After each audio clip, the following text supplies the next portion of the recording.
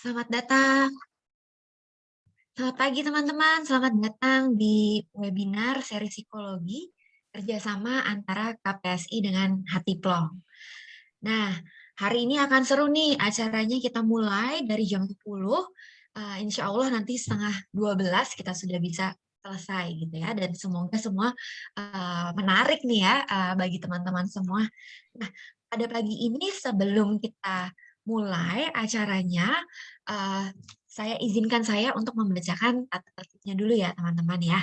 Jadi bagi para peserta webinar wajib mengikuti webinar ini dari awal hingga akhir.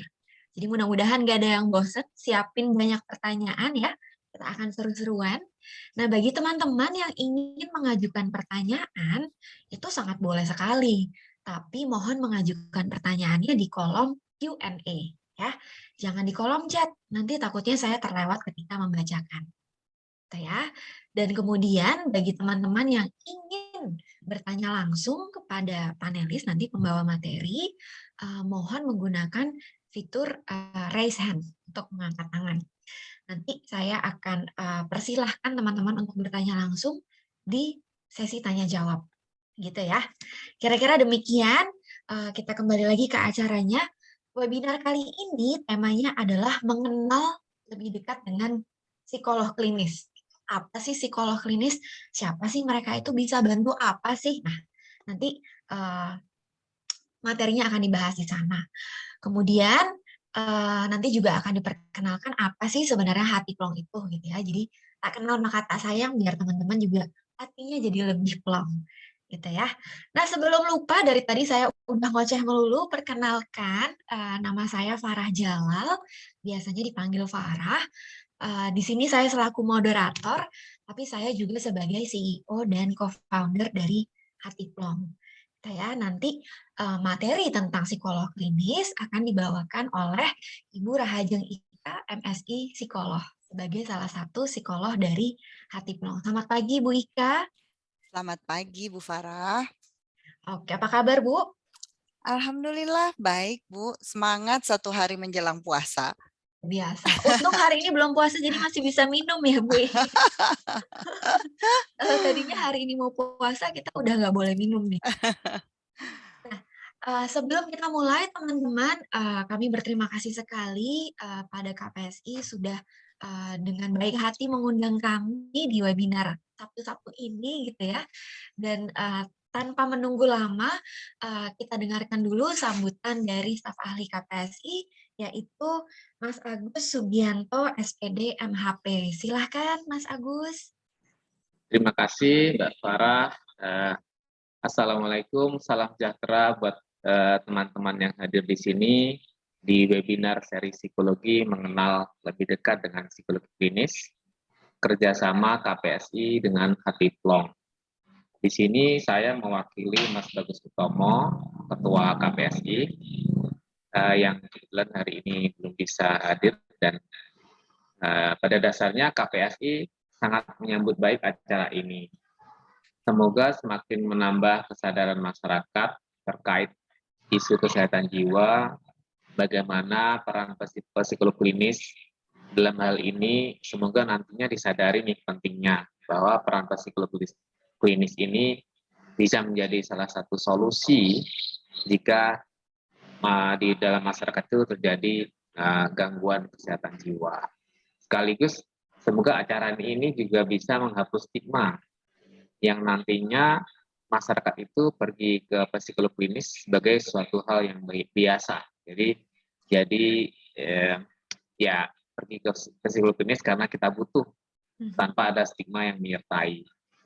Tanpa urut panjang kata, mari bersama-sama mengedukasi masyarakat. Semoga acara hari ini lancar. Salam sehat jiwa. Demikian Mbak Farah, kami serahkan balik ke moderator. Terima kasih. Atau biasa dipanggil Pak Anto gitu kali ya, biar Ya. rasanya tetap muda selalu ya. Kak Anto, terima kasih banyak. Sekali lagi terima kasih KPSI. Nah teman-teman, hari ini acaranya setelah sambutan, izinkan saya untuk memperkenalkan apa sih Hati Plong gitu ya. Kurang lebih 10 menit aja. Habis itu baru kita masuk ke pembahasan materi oleh Bu Ika tentang psikolog klinis. Izinkan saya untuk share screen, teman-teman.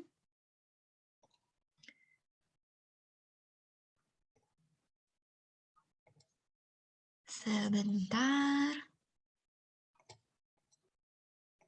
Teknologi, oh teknologi gitu ya.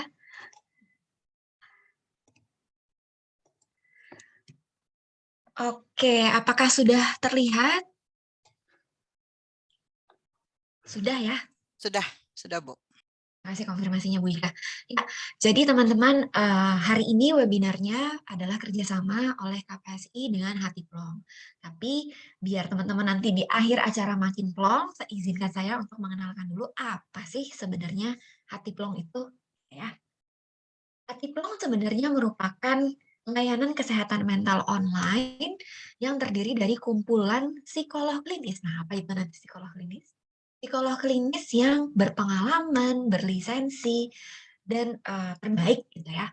Layanan yang kami berikan adalah layanan konsultasi psikologi yang sifatnya online dan didukung oleh teknologi dari Belanda namanya Nice Day. Jadi aplikasi kami bernama Nice Day. Gitu ya. Nah, kami juga mematuhi aturan privacy yang tertinggi gitu ya. Jadi kami tidak akan membeberkan cerita dari teman-teman dengan psikolog yang kalian pilih. Dan kami juga mematuhi dan selalu berusaha memberikan layanan dengan profesionalitas yang berstandar tinggi. Gitu kira-kira. Nah, visi kita adalah untuk meningkatkan kualitas kesehatan mental orang Indonesia. Dan seperti yang tadi Mas Anto bilang, untuk melawan stigma-stigma tentang kesehatan mental yang ada di Indonesia gitu ya, dengan menyediakan layanan kesehatan mental yang terbaik. Misi kita adalah untuk menjadi pemberi layanan kesehatan mental online yang terbaik di Indonesia. Nah, ini bisa kita capai dengan meningkatkan awareness tentang kesehatan mental, melawan stigma, dan tadi seperti Mas Anto bilang juga perlu memberikan psikoedukasi tentang apa sih psikologi itu, apa itu psikolog, apa itu kesehatan mental, dan lainnya yang terkait. Ya, jadi tidak ada lagi salah paham dan stigma bisa kita lawan. Kira-kira itu visi misi kita. Terus siapa sih yang bikin? Nah, ini mungkin teman-teman saya kalau lihat slide ini sedikit malu gitu ya karena ada foto saya di situ. Ini dibuat oleh saya dan partner income saya gitu ya, rekan saya Bu Junet Setiawan. Kami berdua sama-sama punya latar belakang psikologi. Gitu. Jadi kalau saya sebenarnya adalah peneliti psikologi gitu ya dari S1 hingga S3. Saya bukan psikolog klinis. Nah, nanti teman-teman bisa dengerin langsung apa sih bedanya curhat sama saya dengan curhat dengan Bu Jenet misalnya. Nah, Bu Jenet, beliau ini adalah licensed marriage and family therapist. Beliau adalah psikolog dan terapis yang prakteknya di Sacramento, Amerika. Tapi beliau ini orang Indonesia. Jadi kami sama-sama orang Indonesia yang ingin memberikan layanan psikologi online terbaik untuk orang Indonesia. Dari orang Indonesia untuk orang Indonesia. Makanya namanya adalah Hati Plong gitu ya. Yang kita pikir harus sangat Indonesia. Nggak boleh keberat-beratan. Karena ini dari kita untuk kita kok gitu ya. Terus kenapa sih perlu curhat dengan psikolog dan psikolognya mendingan psikolog Hati Plong gitu ya. Apa sih bedanya kita Hati Plong dengan layanan konsultasi online yang lain gitu ya. Kenapa? Karena kami sebenarnya menawarkan cara canggih dan modern dalam berkonsultasi psikologi. Yuk kita lihat apa bedanya. Kalau teman-teman curhat atau konsultasi dengan psikolog Hati Plong, semuanya ini dilakukan secara online. Jadi mau teman-teman tinggal dimanapun, dari Sabang sampai Merauke, di Indonesia ataupun di luar negeri, tetap bisa menjangkau bantuan melalui Hati Plong. Gitu ya. Apalagi kalau nanti ada teman-teman yang mungkin tinggalnya nggak di Indonesia gitu ya, terus ingin ngeluarin unek-unek, Kan sebenarnya paling enak ngeluarin unek-unek pakai bahasa kita sendiri, iya nggak sih? Daripada nanti I'm confused gitu kan, pakai bahasa Inggris bingung. Nah, jadi konsultasi dengan psikolog hati plong dilakukan melalui fitur video call melalui aplikasi Nice Day. Jadi konsultasinya bukan chat, karena kami tidak percaya bahwa hanya dengan chat bisa membantu kamu untuk berproses lebih efektif. Jadi pasti konsultasinya melalui fitur video call. Ini ada fotonya Bu Ika nih ya. Nah, sebenarnya kita punya banyak fitur, nanti akan saya jelaskan sedikit, supaya kamu bisa tetap terhubung di luar sesi bersama psikologmu. Nah, bedanya kan kalau kamu datang konsultasi fisik gitu ya, kamu hanya bertemu dengan psikologmu saat sesi online tersebut. Sesi tersebut gitu ya, sesi tatap muka. Terus oke, Far, sampai ketemu minggu depan ya. Dalam 1 minggu belum tentu kamu bisa terhubung dengan psikologmu. Tapi dengan hati plong melalui fitur chat, kamu sebenarnya bisa tetap terhubung dengan psikolog pilihanmu. Gitu ya. Jadi psikolog juga bisa memantau perkembangan kamu selama di luar sesi. Gitu. Nah, karena semuanya melalui aplikasi, hanya kamu dan psikologmu yang bisa mendengarkan dan melihat sesimu. Orang lain tidak bisa. Jadi ini kami pastikan sangat dijaga kerahasiaannya. Hanya kamu dan psikologmu. Gitu ya. Ini sebenarnya juga untuk melawan stigma bahwa ada orang-orang yang masih takut untuk pergi ke psikolog karena takut dilihat orang. Nah, kalau melalui handphone gitu ya, itu kan benar-benar cuma kamu dan psikologmu yang tahu. Gitu. Nah, kemudian bedanya lagi, psikolog kami bisa saya pastikan selaku CEO tanpa menghakimi. Masalah apapun yang kamu punya, kesulitan apapun yang kamu punya, values apapun atau nilai-nilai yang kamu punya, itu tanpa judgement oleh psikolog kami. Gitu ya. Karena psikolog sifatnya profesional, itu bukan pekerjaan kami untuk menghakimi gitu ya. Jadi tenang saja, apapun masalahmu, valuesmu, dan dirimu tanpa judgement. Gitu. Dan berikutnya ini sudah tadi dijaga kerahasiaannya, hanya psikolog yang bisa memantau perkembangan kamu. Di luar itu harus sesuai dengan izin yang kamu berikan. Gitu ya. Ini bisa memantau perkembangan melalui aplikasi. Kenapa? Karena fitur kami ada banyak banget. Habis ini saya kasih lihat. Nah, karena fitur kami yang banyak, ini sebenarnya membuat sesi konseling jadi lebih efektif. Kamu tidak perlu lagi cerita, seminggu ini saya ngapain aja ya. Begitu sesi, kamu bisa langsung loncat ke cerita-cerita penting di minggu itu. Gitu. Saran kan? Ada fitur-fitur apa? Nah, sebenarnya Nice Day, aplikasi yang kami pakai ini memberikan bantuan yang lengkap. Nggak cuma curhat, tapi sebenarnya kamu sendiri bisa memantau kesehatan kamu sebelum ke psikolog.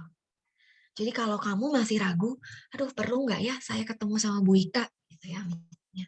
Kamu bisa memantau atau memonitor ini sebenarnya masih sehat mental atau enggak ya, karena fitur-fiturnya lengkap. Ya. Yang pertama, ada video call. Jadi semua sesi konseling bersama psikolog hati plong harus dilakukan melalui video call. Ya, supaya psikolognya memang bisa menangkap cerita kamu dengan lebih lengkap. Gitu. Kalau lewat chat, intonasi berubah, makna bisa berubah. Jadi lebih enak kalau bisa lihat langsung. Jadi bisa juga lihat ekspresi kamu. Kamu juga bisa lihat ekspresi psikolognya. Nah, kemudian kami punya setidaknya ada 57 tour trackers, teman-teman. Bisa memantau misalnya jumlah langkah kamu, gitu ya. Psikolognya juga bisa ngasih PR. Ayo Far, katanya hari ini mau melakukan 1000 langkah. Kamu kok diam aja, gitu ya. Jadi bisa dipantau. Ada juga fitur trackers mood misalnya, tingkat kecemasan kamu. Kamu bisa menuliskan hari ini saya tidak merasa cemas. Tapi kok besokannya saya merasa cemas dan intensitasnya cukup tinggi ya. Itu jadi bisa trackers kecemasan. Trackers olahraga. kamu pingin bergerak gitu ya. Nah, kamu bisa tuh hari ini olahraganya apa, berapa lama, dan seterusnya. Trackers makan, kalau kamu punya adiksi terhadap makanan tertentu atau kamu ingin mengubah pola makan sehat. Adiksi trackers rokok juga ada misalnya ya. Kalau kamu ingin mengurangi jumlah rokok karena stres misalnya, nah kamu juga bisa menggunakan fitur-fitur ini. Jadi lengkap banget fitur-fiturnya. Boleh loh teman-teman sudah mulai di-download aplikasinya, namanya Nice Day, gratis. Manfaatkan bantuan yang ada. Ya. Kemudian kita juga punya pencatatan perasaan. Hari ini perasaan saya seperti apa? Kok saya senang ya? Kenapa saya senang? Jadi bayangkan kalau kamu menuliskan, ini seperti journaling gitu ya, membuat diary, journaling perasaan kamu bisa pantau gitu ya. Apa sih yang sebenarnya membuat saya senang? Apa yang membuat saya tidak senang misalnya gitu. Terus ada juga mood harian. Apa kabar hari ini? Hari ini saya happy, tapi kok besok kayaknya saya biasa aja ya. Besoknya lagi malah saya turun. Kamu bisa memantau dalam seminggu mood kamu itu seperti apa. Terus kamu juga bisa membuat perencanaan. Pokoknya hari ini sebelum puasa saya mau lari sore. Kamu bisa masukkan ke apps-nya, nanti apps-nya ngasih tahu, ting tong gitu ya, ada bunyinya. Katanya hari ini mau lari jam 4 sore gitu. Udah belum? Kamu bisa membuat perencanaan. Dan yang terakhir, ini juga kami punya fitur chat gitu teman-teman. Jadi kalau ada sesuatu yang urgent untuk ditanyakan ke psikolog, kamu bisa memanfaatkan fitur chat. Kalau misalnya nanti psikolog ingin mengingatkan sesuatu, ayo Far, katanya hari ini mau 1000 langkah, kok belum gitu ya. Itu juga bisa melalui fitur chat. Tapi teman-teman, fitur chat ini jangan digunakan untuk curhat ya. Karena kami percaya bahwa curhat melalui fitur chat ini tidak seefektif jika teman-teman melakukan video call. Bisa jadi misalnya sama layaknya teman gitu ya, kalau lagi chat ternyata lagi masak, lagi sibuk gitu. Jadinya nggak konsen. Salah ketik bisa imbasnya banyak. Jadi lebih baik melalui video call. Nah, di luar ini sebenarnya masih banyak lagi fitur-fitur yang lain. Seperti ada motivasi harian, biar kamu harinya tetap selalu ceria. Gitu. Nah, kurang lebih itu sekilas tentang Hati Plong dan aplikasi kami, bagaimana aplikasi kami bisa membantu kelancaran konsultasi kalian. Jadi jangan ragu untuk curhat ke psikolog gitu ya. Jangan tunggu sampai masalahmu besar dan beranikan diri untuk ambil langkah pertamamu untuk berproses. Karena kenapa? Karena kamu berhak bahagia. Jadi apapun masalah yang kamu punya, kami siap mendengarkan. Ya, kamu bisa cari kami di sini, bisa info@hatiplong.com untuk email, ada website www.hatiplong.com, Instagram, dan Facebook. Kira-kira itu pemaparan singkat tentang Hati Plong. Nanti kalau teman-teman ada pertanyaan, bisa ditaruh di kolom Q&A atau di akhir acara ada sesi tanya jawab. Nah, setelah ini, Bu Ika sudah siap? Masih di mute, Bu. Ini lagi udah diklik tapi belum nyampe rupanya cepetan suara saya. Suara lebih cepat dari gerakan ya. Iya, betul. Ternyata begitu. Siap, Bu. Silahkan. Jadi giliran saya nih. Betul, giliran Ibu nih kayaknya.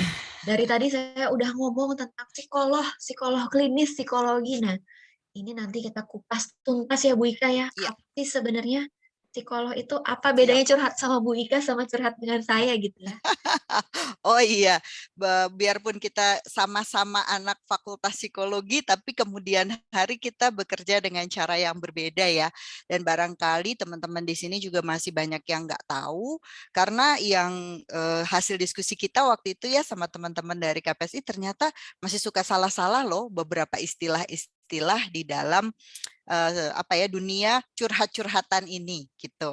Makanya kemudian terbersitlah keinginan gimana kalau kita kita kasih pemahaman baru, mudah-mudahan baik keluarga besar KPSI maupun mungkin orang-orang lain yang terkoneksi dengan itu dapat ilmu yang cukup berharga supaya nggak ketipu di tengah jalan. Karena kan zaman sekarang banyak sekali orang-orang yang mengaku mampu menyembuhkan healing-healing itu loh, Bu Farah mungkin sering dengar Iya. ya, healing-healing itu yang ternyata bukan seperti yang diharapkan. Hati-hati karena kalau orang yang sama seperti kalau teman-teman makan sesuatu yang ternyata tidak bisa diproses oleh tubuh, sama kalau kita pergi ke tempat yang salah mencari bantuan, bukannya masalah kita berkurang, seringkali justru ada masalah-masalah baru yang muncul, begitu. Saya coba share screen ya, saya izin Bu Farah dan teman-teman KPSI dan pendengar-pendengar sekalian, bukan pendengar deng ya, pemirsa. Oke, jadi ceritanya sebenarnya kita cuma tadinya mau menjelaskan tentang siapa sih psikolog. Tapi kemudian ada lagi ya, psikolog tuh ternyata memang banyak. Yang manakah psikolog yang bisa diajak curhat dalam tanda petik? Kenapa saya bilang tanda petik? Karena curhat dengan konseling itu perbedaannya sangat 3 kali ya, besar. Tapi nanti saya terangkan. Ini adalah pertama, mungkin teman-teman semua sering sekali mendengar istilah psikolog dengan psikiater. Siapakah psikolog dan siapakah psikiater? Saya akan coba paparkan. Psikolog adalah orang-orang yang sekolah perguruan tingginya mengambil jurusan S1-nya di Fakultas Psikologi, sehingga semuanya akan bergelar SPSI. Lalu S2-nya dia harus mengambil yang disebut dengan Magister Profesi Psikolog. Gitu ya. Magister Profesi Psikologinya ada beberapa jenis yang harus diambil untuk orang-orang yang kemudian bisa praktek sebagai psikolog klinis, ya tentunya adalah Magister Profesi Psikologi Klinis. Gelarnya adalah MPSI. Akan tetapi ada 2 angkatan dari kebetulan tempat saya ya Fakultas Psikologi UI, di mana jurusan kami dikasih gelarnya adalah MSI. Nah, tapi teman-teman bisa pahami kalau di belakangnya ada kata psikolog, berarti mereka semua punya surat izin praktek. Kira-kira seperti itu. Pada psikolog karena latar belakangnya bukan dokter, tentunya nggak bisa lah nulis resep.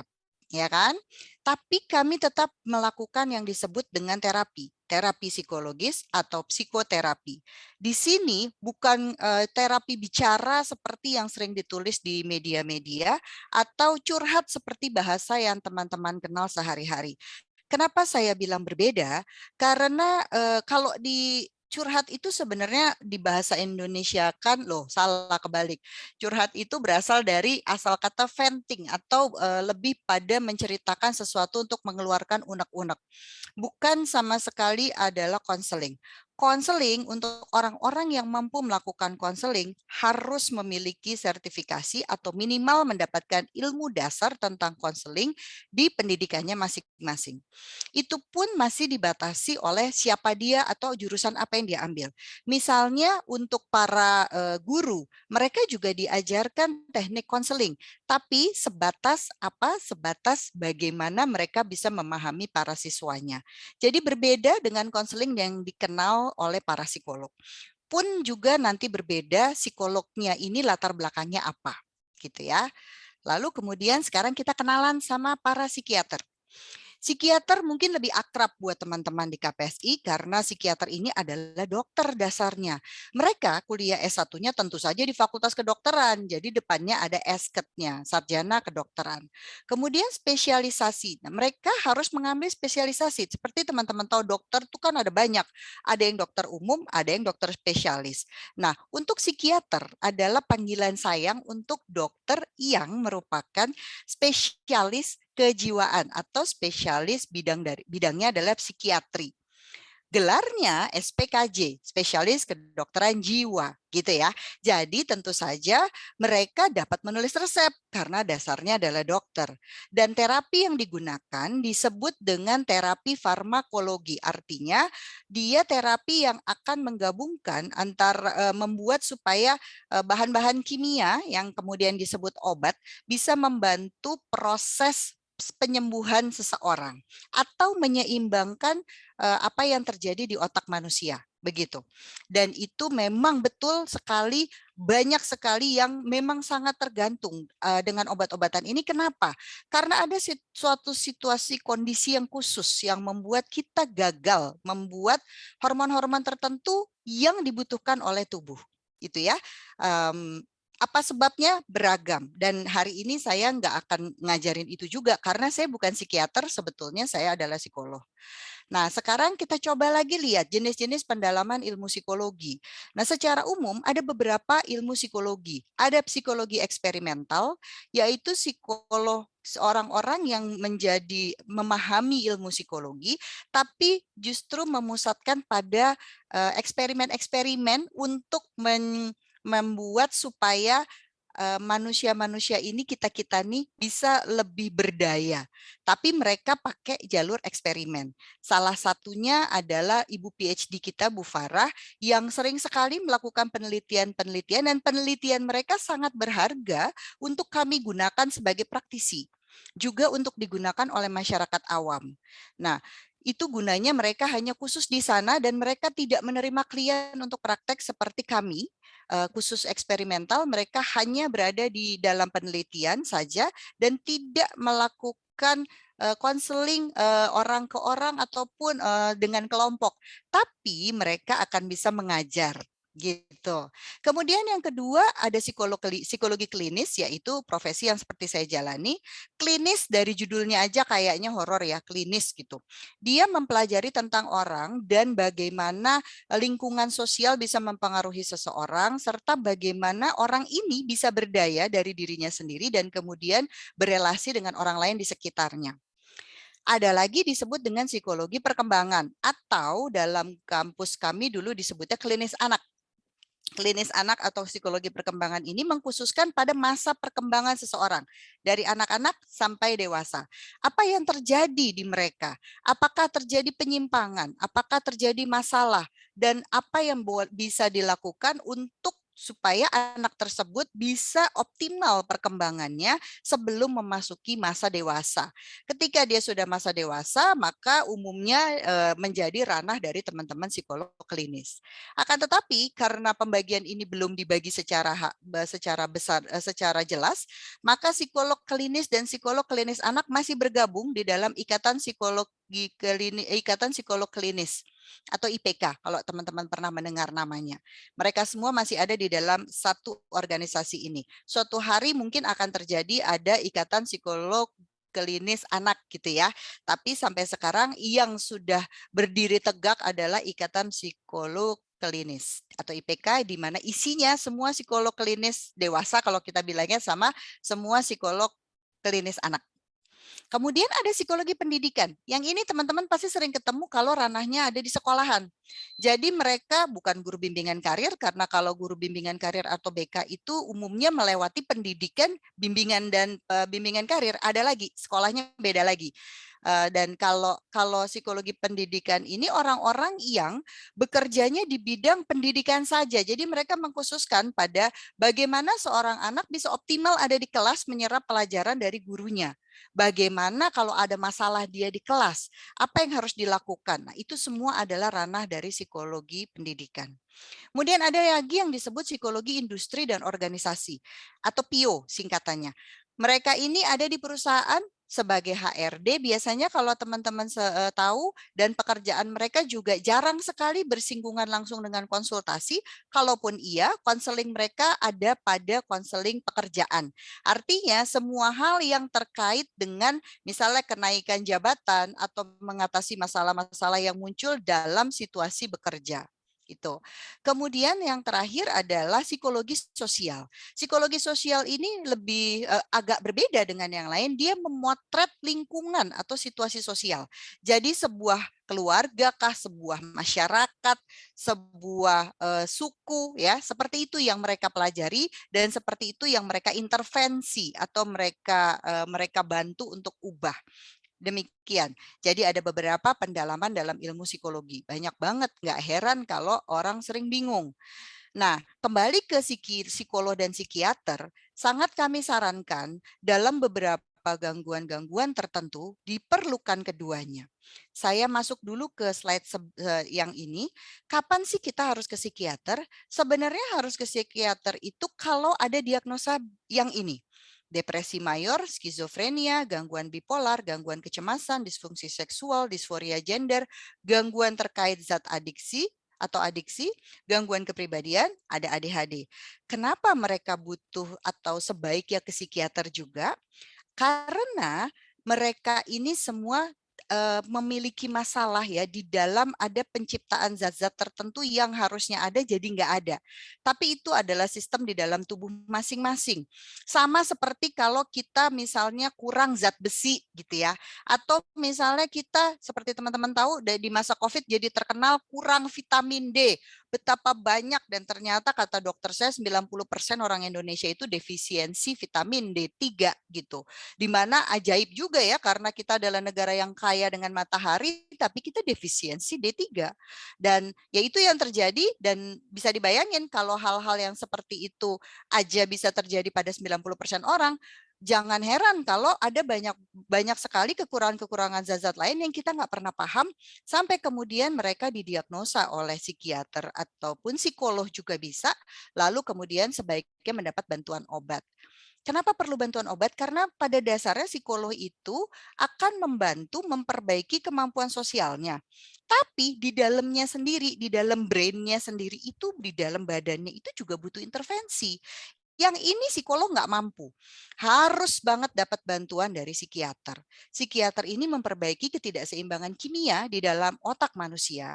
Dia akan melakukannya dengan terapi yang disebut dengan si farmakoterapi itu. Gitu ya, jadi pakai obat-obatan. Dan ini harus diminum secara teratur.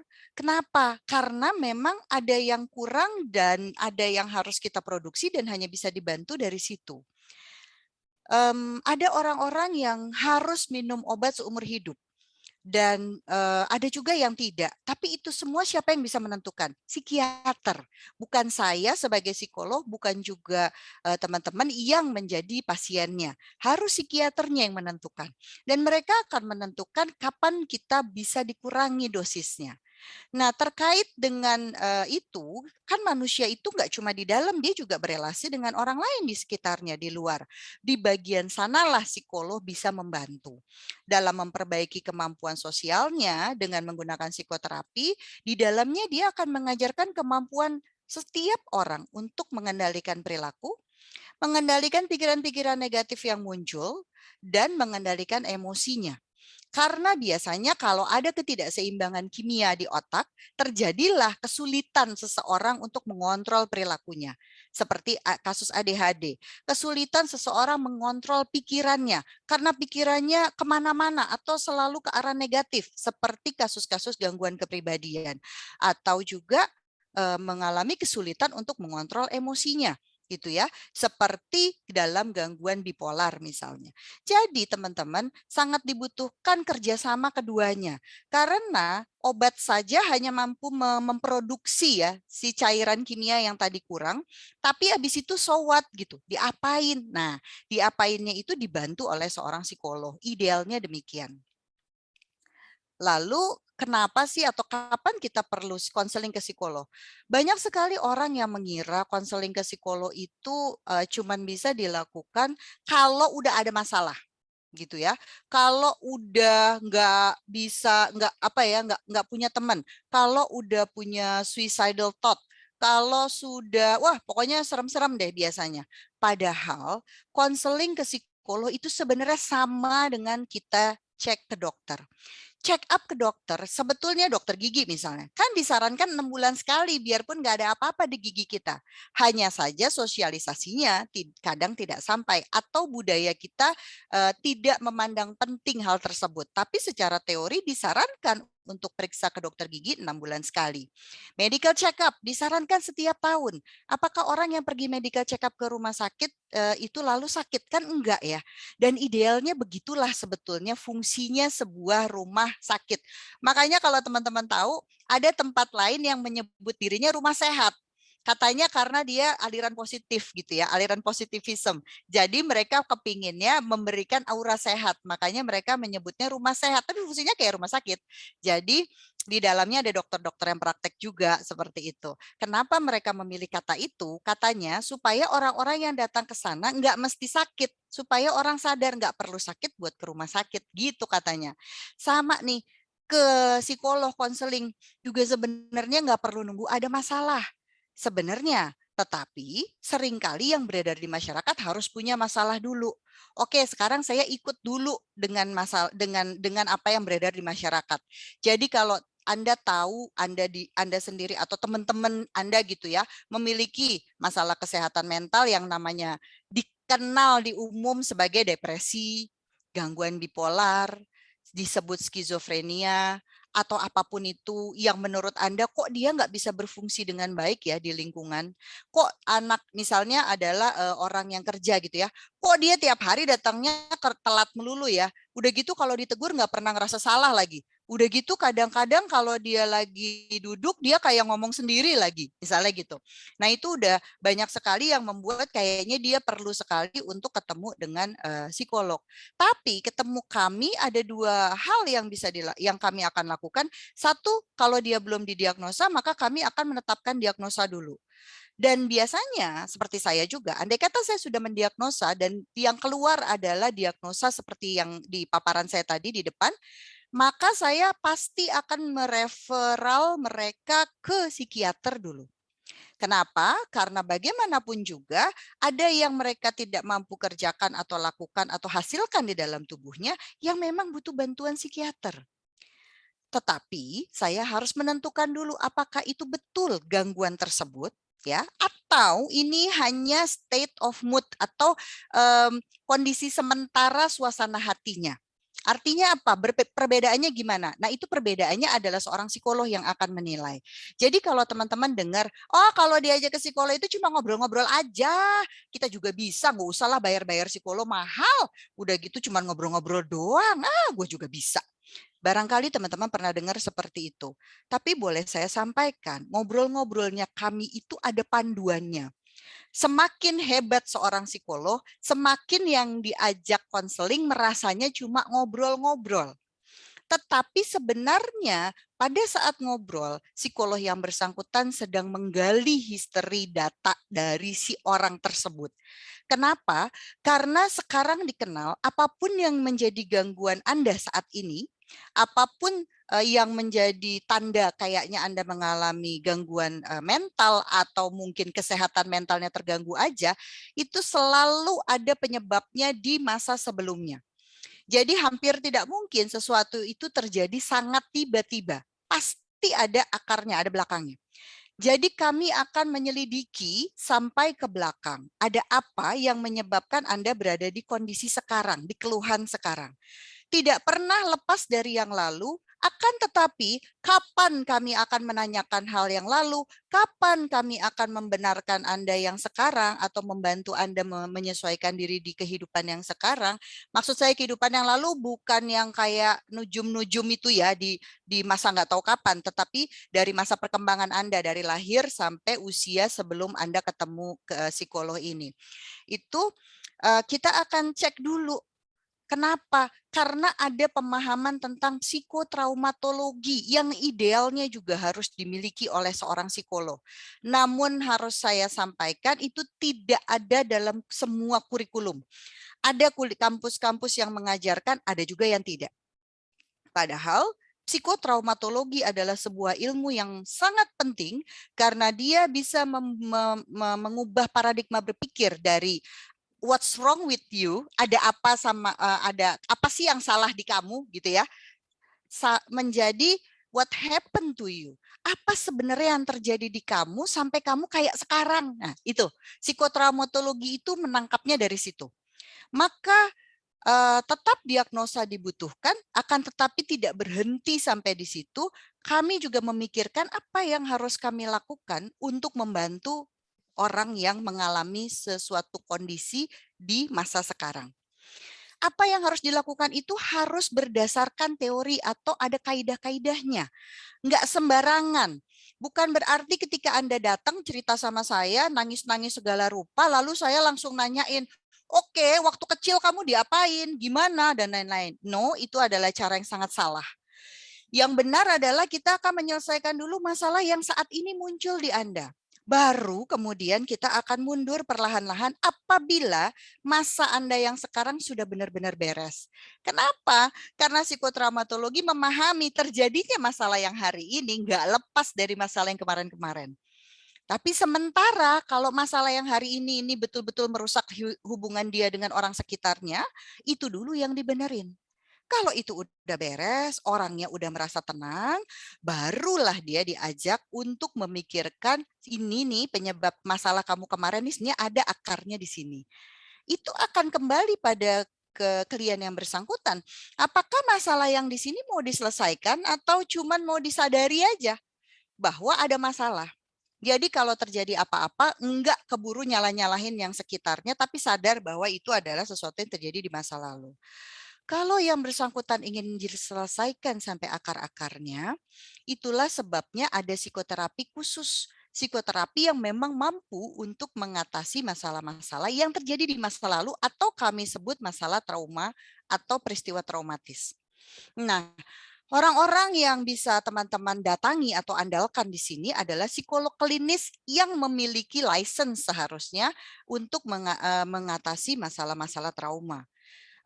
Kalau dari WHO patokannya adalah ada ilmu yang namanya trauma focus CBT ya atau TF atau FT-CBT. Dan yang kedua ada yang disebut dengan eye movement desensitization and reprocessing atau EMDR yang mana saya adalah salah satu konsultan dari EMDR ini. Kalau teman-teman mau, mungkin teman-teman ring a bell atau udah kenal banget sama CBT ya. CBT ini memang sangat terkenal, tapi yang di sini bisa untuk trauma hanya yang trauma fokus CBT. EMDR sendiri, mungkin teman-teman pernah baca cerita tentang Prince Harry. Prince Harry-nya anaknya Lady Di itu, dia pernah mendapatkan terapi EMDR ini untuk peristiwa traumatis yang dia pernah alami. Oke, jadi seperti itu ya gambarannya. Jadi bukan sekedar ngobrol-ngobrol. Kenapa? Karena banyak banget sebenarnya yang ada di kepala kami sebagai psikolog dan harus kami pertimbangkan. Tapi kalau psikolognya jago, memang rasanya kayak ngobrol biasa aja. Padahal dari ngobrol biasa itu selama paling enggak 50 menit konseling, itu si psikolog sudah harus mampu membuat analisa kenapa bisa terjadi situasi ini. Dan Anda bisa mendapatkan logikanya, kenapa saya jadi begini, gitu ya. Dan kalau beruntung juga bisa mendapatkan aha, yaitu oke, insight gitu ya. Oke, berarti kalau saya mengalami ini yang harus saya lakukan adalah yang ini. Itu kalau beruntung. Kenapa? Karena sebetulnya konseling tidak memberikan saran, tapi konseling akan menghasilkan pemahaman baru tentang masalah dan kemudian akan membuat Anda mendapatkan ide apa yang harus dilakukan untuk mengatasi masalah tersebut yang baru disadari itu. Nah, kapan lagi harus ke psikolog? Yang kedua adalah jika Anda memiliki anggota keluarga yang telah terdiagnosa. Kenapa begitu? Karena sangat berat kalau yang namanya bukan kita yang mengalami masalah, tapi kita tinggal dengan mereka, ada yang disebut dengan secondary trauma atau trauma yang dialami oleh orang-orang yang terkait dengan orang yang sebenarnya mengalami gejala sesungguhnya. Atau seperti ini misalnya. Saya pernah membantu salah satu teman saya, kebetulan dia tidak fasih bahasa Inggris. Lalu pada saat kami belajar EMDR dulu, waktu masih awal sekali, yang bersangkutan itu menangani banyak sekali kasus pada tsunami Aceh. Seperti teman-teman tahu, tsunami Aceh itu sangat masif dan dia datang hari pertama kejadian. Karena lokasi dia memang cuma tinggal nyebrang, dekat sekali waktu itu. Dan dia memang orang asli Aceh. Kemudian tentu saja dia melihat semua ada korban-korban ya pada saat itu yang sudah meninggal dunia, dan dia membantu mengangkat korban-korban tersebut. Dan ada salah satu korban yang kayaknya membuat luka yang cukup dalam bagi dia. Nggak kenal, tapi bagaimanapun yang namanya secondary, dia selalu teringat-ingat tatapan mata dari korban tersebut. Ya udah nggak ada korbannya, artinya sudah meninggal dunia pada saat dia temukan, tapi ada sesuatu yang terbersit di kepalanya. Dan itu harus tapi dia sendiri kan bukan korban, tapi gara-gara itu dia jadi mengalami beberapa masalah di kemudian hari. Akhirnya terdiagnosalah beliau mengalami yang disebut dengan secondary trauma. Saya cuma nemenin dia cerita, konseling sama psikolog yang kebetulan orang Jerman. Karena orang Jermannya guru IMDR kami. Saya cuma nemenin, saya cuma translate aja. Saya translate apa yang dia bilang, lalu saya sampaikan apa yang dia bilang, saya sampaikan. Tapi saking saya berusaha menyampaikan dengan baik dan benar, saya menyimak betul-betul apa yang dia katakan. Saya mencoba membayangkan situasi dia di sana pada saat itu. Tahu apa yang terjadi? Selesai saya jadi translatornya, saya yang nggak bisa makan seharian. Saya yang rasanya sakit kepala, mual, dan lain-lain. Sampai besoknya saya baru sadar saya udah kena secondary trauma. Untung masih baru sehingga saya bisa dapat protokol yang singkat, namanya recent protokol ya. Tetapi tetap aja itu menjadi warning bagi saya ketika saya tidak siap dan saya punya peristiwa. Pada saat itu saya memang masih punya trauma, yaitu trauma kematian. Jadi itu dekat sekali sama trauma saya sendiri. Maka saya ke-trigger atau ketularan. Nah, kesadaran ini juga tidak dimiliki oleh semua psikolog karena kami nggak diajarin di bangku kuliah, tapi di psikotraumatologi kami paham ada risiko itu. Khusus saya, bahkan saya baru tahu kalau saya punya trauma setelah saya lulus dari S2. Setelah saya menjadi seorang psikolog. Ketika saya sedang belajar untuk pertama kalinya tentang EMDR. Jadi teman-teman jangan salah memilih psikolog karena hati-hati boleh jadi mereka pun tidak paham betul tentang apa yang teman-teman alami, gitu ya. Nah, jadi benar anggota keluarga yang telah terdiagnosa ini juga butuh support banget dan sangat masuk akal kalau mereka pergi ke psikolog. Dan anggota keluarga ini disebut sebagai support system.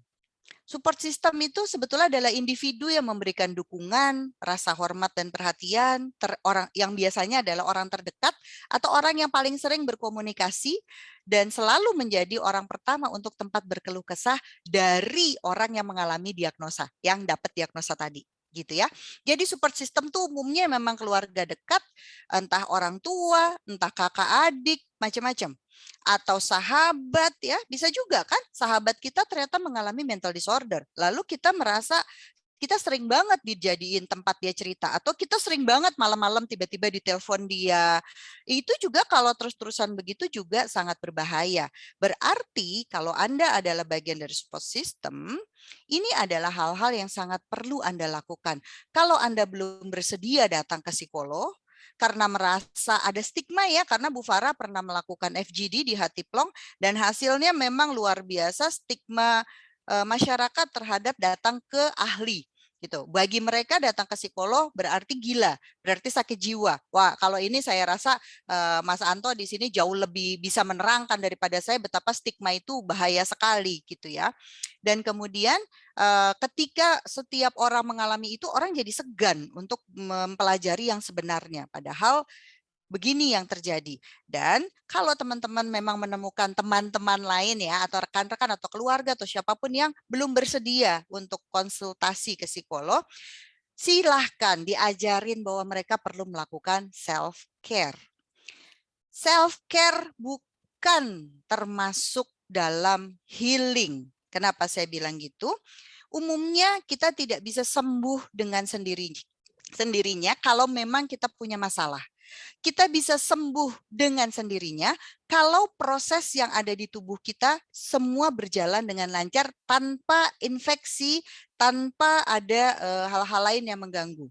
Jadi kalau lukanya nggak kena kuman, maka luka itu bisa sembuh dengan sendirinya. maka dia bisa heal dengan sendirinya. Tetapi apabila teman-teman sudah memiliki gangguan, maka sangat sulit biasanya untuk bisa, apalagi kalau fungsi sehari-harinya udah terganggu ya. Kalau gangguannya baru suka migrain, tapi fungsinya masih belum terganggu, itu mungkin nggak apa-apa. Tapi kalau teman-teman sudah sampai di migrainnya setiap hari gitu ya, dan kemudian nggak bisa tidur setiap hari, nggak bisa tidur tuh bahaya loh. Nggak bisa tidur yang terjadi pada seseorang cuma gangguan tidur aja satu, itu sudah mengakibatkan banyak hal berantakan dalam hidupnya. Dan yang disebut dengan gangguan tidur adalah ketika seseorang tidak bisa tidur paling tidak 5 jam berturut-turut. Jadi nggak boleh 2 jam bangun, 5 menit, 10 menit tidur lagi, 2 jam bangun, 15 menit tidur lagi, itu nggak terhitung sebagai 5 jam berturut-turut. Dan itu berarti Anda sudah mengalami gangguan. Oke, saya balik lagi. Self-care adalah kegiatan yang dilakukan oleh individu untuk mempertahankan dan meningkatkan kesejahteraan, baik fisik, emosi, sosial, ya. Dan dia akan membantu individu berkembang dengan cara yang sehat tentunya. Apa aja sih self-care yang bisa dilakukan? Ada beberapa jenis ternyata. Sebenarnya ini sendiri-sendiri dan ada lebih banyak lagi daripada ini. Tapi saya ambil ini aja yang paling utama-utamanya. Pertama adalah physical self-care. Disebut physical self-care dalam bahasa Indonesianya berarti self-care yang dilakukan atau untuk fisik atau badan. Berarti yang badannya ikut melakukan sesuatu kayak mandi, ya, kemudian olahraga, gitu. Itu adalah jenis-jenis physical self-care. Kemudian sensori self-care. Ada lagi hari gini sensori. Teman-teman pasti tahu ada aromaterapi, ada bau-bauan lilin-lilin yang wangi-wanginya macam-macam. Nah, itu termasuk sensori self-care. Kemudian ada emotional self-care. Emotional self-care biasanya dikaitkan dengan mindfulness ya, atau meditasi barangkali, atau ada lagi yang gabungan fisikal yang bisa, karena fisik dan emosi sebenarnya akan ketemu di satu titik seperti yoga misalnya ya. Jadi ada tuh emotional self-care. Tapi emotional self-care juga termasuk salah satunya si curhat tadi, cerita sama temen biar lega gitu ya. Aduh, sebel banget aku diginiin gini, terus nangis segala macam. Abis itu enak banget. Kenapa kadang-kadang menangis saja sudah terapi? Karena ketika Anda nangis, kemudian tubuh Anda mengeluarkan hormon yang merupakan hormon bahagia. Jadi dia memang meredakan dan hormon itu baru tercipta memang sesudah ada titik tertentu yang kemudian dia kemudian keluar. Tapi cara bikinnya nggak cuma pakai nangis ya, ada beberapa cara. Kemudian ada spiritual self-care. Tentu saja spiritual self-care seperti teman-teman tahu Indonesia adalah negara yang sama banyak sekali agama-agamanya dan setiap agama yang mengajarkan kebaikan ini juga bisa membawa kita melakukan hubungan batin yang kuat dengan pencipta. Spiritual tidak selalu dengan religiositas. Jadi yang disebut dengan spiritual adalah memahami bahwa kita punya spirit nih, kita punya soul. Yang mana soul itu juga butuh untuk dipuaskan. Yang mana soul itu juga punya kebutuhan untuk didengarkan. Begitu. Jadi ada bedanya ya, tetapi kira-kira seperti itu. Cara melakukan spiritual self-care beragam tentunya. Ada yang pakai meditasi juga, ada yang mungkin sholat, ada yang tahajud barangkali ke gereja, macam-macam. Semua kembali pada bagaimana spirit Anda terhubung dengan pencipta. Apakah dia kemudian mau dinamakan sebagai religius atau tetap spirit? Saya nggak membahas ke sana. Seperti kata Bu Farah, dalam kami di Psikolog Hati Plong melayani klien kami nggak memandang agama, suku, dan lain-lain. Yang kami pandang adalah state atau kondisi kesehatan mentalnya ada di mana. Dan apa yang harus kami lakukan untuk membantu. Gitu. Lalu yang terakhir adalah social self-care. Nah ini yang disebut dengan barangkali yang teman-teman suka lihat ya, pergi liburan, karena kan akan ketemu orang atau lingkungan baru, mungkin ngopi ya, ke kafe, demikian ya, macam-macam deh. Tapi pokoknya yang dia harus ketemu orang lain, begitu. Atau lingkungan baru atau lingkungan lain. Nah, agak beda dengan me time tentunya, tapi kalau me time-nya mau dipakai ke social self-care ya boleh-boleh aja. Seperti itu. Tapi yang pasti ini adalah jenis-jenis self-care yang saya sarankan, highly ya, saya saranin banget untuk teman-teman kenali dan sempetin untuk melakukan hal-hal ini. Begitu. Terus, sekian paparan dari saya. Masih panjang sih sebenarnya, banyak banget yang bisa diceritain, tapi karena terkaitnya hari ini adalah dengan psikolog klinis, saya rasa mudah-mudahan paparan ini cukup menjawab apa yang dibingungkan oleh sebagian besar dari kita tentang siapa itu psikolog, siapa itu psikiater, dan lain-lain. Begitu Ibu Farah, saya stop share dan saya kembalikan pada Bu Farah. Luar biasa, terima kasih banyak Bu Ika. Teman-teman semoga tadi pemaparannya cukup jelas ya, menarik, banyak contoh dan bisa bikin sedikit mungkin lebih plong. Mungkin nanti setelah tanya jawab bisa lebih plong lagi ya Bu Ika ya Ya, harapannya. harapannya begitu ya. Mari silakan. Nah Bu Ika, ini sudah ada 400 pertanyaan. Oke, kita mulai Nih, dari pertanyaan ke-500 ya Bu. boleh. Gimana cara ngitungnya ya? Coba. Aduh. Oke, mungkin kita mulai dari yang pertama dulu ya. Hana Oke. tadi aku lihat juga Hana raise hand gitu ya. Hana mau membacakan sendiri pertanyaannya atau saya perlu bacakan? Mbak Hana. Tadi peraturannya kalau raise hand boleh ngomong langsung loh sama Bu Ika loh. Oke, Mana jadi dia Hana? Oh, Bu Farah yang bacain ya. Oke. siap. Jadi yang pertama Hana tadi kayaknya ini pertanyaan ini muncul ketika Bu Ika bercerita tentang psikolog di awal gitu ya. Oke. Di Hana bilang bagian membedakan psikolog dengan psikolog klinis, mungkin Mm-mm, orang psikologi gitu ya. mm-mm, Boleh nggak dijelaskan dengan singkat dan contoh-contohnya kayak kayak apa sih Bu gitu bedanya psikolog mm-mm. dengan mungkin orang psikologi dan Oke. terapi apa saja yang bisa diberikan oleh psikolog. Psikolog. Hmm. Oke, psikolog dan orang psikologi. Pada dasarnya semuanya belajar ilmu psikologi. Tetapi ketika psikolog, kalau Mbak Hana baca namanya, maka dia bawa-bawa gelar yang ada kata psikolognya. Kalau orang psikologi aja, dia tidak bawa-bawa gelar yang ada kata psikolognya. Kemudian secara keilmuan, pada saat mereka mempelajari tentang psikologi, jadi tentang manusianya, itu mereka baru mempelajari manusia, apa yang terjadi di dalam diri manusia itu sendiri, tapi belum mempelajari apa yang harus dilakukan apabila terjadi masalah dalam pembentukan manusia tersebut. Dan tentu saja kalau ditanya kasat mata kayak apa nggak ketahuan ya. Tetapi karena nggak ada tulisannya di muka saya Nggak ada sama Bu labelnya Farah, di sini nggak ada. gitu ya Bu Saya ya. sama Bu Farah aja nggak ketahuan kan siapa yang sebenarnya bisa nerima klien, siapa yang enggak. Tetapi Mbak Hana bisa melihat kalau ada nama-nama yang tercantum di dalam untuk klinis ya, kita bisa cari di Google direktori psikolog klinis gitu. Nah, itu keluar tuh namanya, termasuk wilayahnya, mau Jakarta kah, mau di Bandung, Medan, Papua, mana aja. Pokoknya semua orang yang tergabung dalam ikatan psikolog klinis yang mana udah pasti psikolog klinis, ada namanya di situ. Gitu. Jadi nyarinya gampang. Misalnya Mbak Hana ketemu Bu Farah di jalan. Oh, katanya Bu Farah psikolog. Oke, cari namanya. Tek, tek, tek, tek, ketik. Cari. Kalau nggak keluar berarti dia abal-abal. Kira-kira gitu. Karena semua yang ada sebagai anggota psikolog klinis itu namanya ada di situ. Gitu. Itu ya kalau mau gampangnya begitu. Atau psikolog-psikolog yang ada di rumah sakit. Kenapa? Karena di rumah sakit atau puskesmas mereka wajib memiliki yang disebut dengan surat tanda registrasi atau STR, di mana pada saat kami mengajukan STR, kami wajib menyertakan yang disebut dengan surat izin praktek atau tanda kelulusan kami sebagai magister profesi psikolog. Jadi udah pasti psikolog. Gitu. Jadi insya Allah nggak keliru kalau ketemunya di dalam situ. Tapi kalau tadi ya ketemunya di tengah jalan, ya terpaksa Google. Toh kan sekarang Google bisa kapan aja ya. Di handphone juga keluar kok direktori psikolog klinis gitu. Ada kok di situ.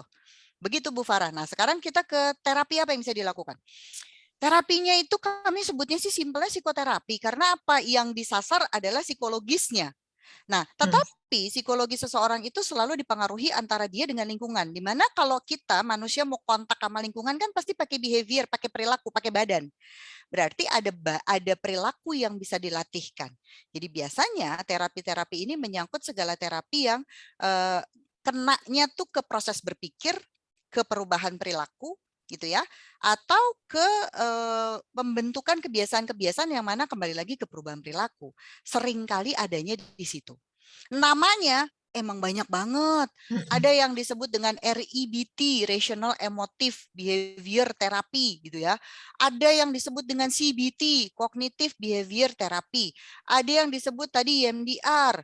Ada lagi yang disebut dengan ada satu lagi EFT, Emotion Focus Therapy. Duh, banyak banget.